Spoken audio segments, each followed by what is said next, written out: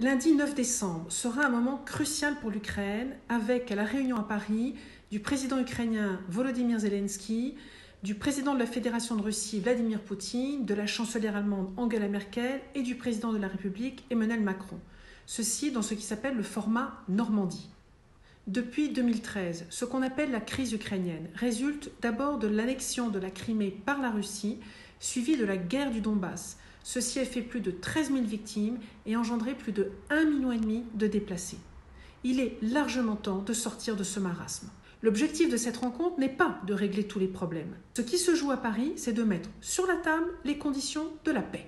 L'accord de Minsk est sur le point d'être respecté par les deux parties, à savoir le retrait des troupes de la ligne de front sur 3 zones stratégiques. L'enjeu, c'est d'obtenir ici un véritable cessez-le-feu, car jusqu'ici, il n'a pas été respecté et ceci engendre quotidiennement de nombreuses victimes. Dans ce contexte, la France joue un rôle déterminant. D'abord parce que notre pays sera l'hôte de cette rencontre. Ensuite, parce que la France est très attendue par l'Ukraine, tant sur le plan diplomatique, mais aussi économique et culturel. Et enfin, parce que Emmanuel Macron a su se rapprocher de Vladimir Poutine.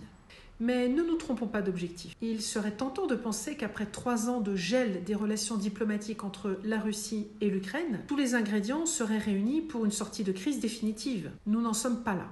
Mais dans une récente interview au journal Le Monde, le président ukrainien Volodymyr Zelensky a mis sur la table les 2 sujets principaux qui devraient être discutés ce lundi 9 décembre. Un véritable cessez-le-feu et l'échange massif de prisonniers. La France doit soutenir ces 2 conditions primordiales pour enfin entrevoir une solution politique de long terme essentielle pour l'avenir de cette région.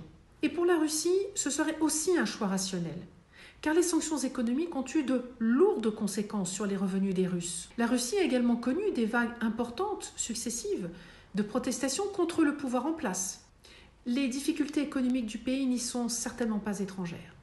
Alors, en cette journée cruciale, je fais le vœu que la France puisse encourager la paix. La réussite de ce format Normandie serait l'honneur de la France.